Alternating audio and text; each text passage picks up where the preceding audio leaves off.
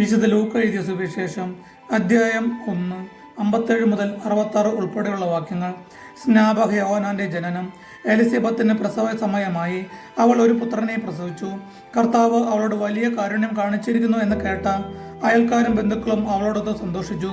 8-ാം ദിവസം അവർ ശിശുവിനെ പരിച്ഛേദനത്തിന് വന്നു.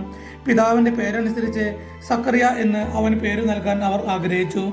എന്നാൽ ശിശുവിന്റെ അമ്മ അവരോട് പറഞ്ഞു, അങ്ങനെയല്ല, അവൻ യോഹന്നാൻ എന്ന് വിളിക്കപ്പെടണം. അവർ അവളോട് പറഞ്ഞു, നിന്റെ ബന്ധുക്കളിൽ ആർക്കും ഈ പേര് ഇല്ലല്ലോ. ശിശുവിന് എന്തു പേര് നൽകാനാണ് ആഗ്രഹിക്കുന്നതെന്ന് അവന്റെ പിതാവിനോട് അവർ ആംഗ്യം കാണിച്ചു ചോദിച്ചു. അവൻ ഒരു എഴുത്തുപലക വരുത്തി അതിൽ എഴുതി, യോഹന്നാൻ എന്നാണ് അവന്റെ പേര്. എല്ലാവരും അത്ഭുതപ്പെട്ടു.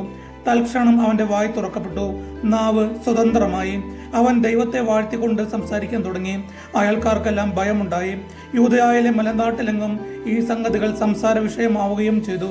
കേട്ടവരെല്ലാം ഈ ശിശു ആരായി തീരും എന്ന് ചിന്തിച്ചു തുടങ്ങി.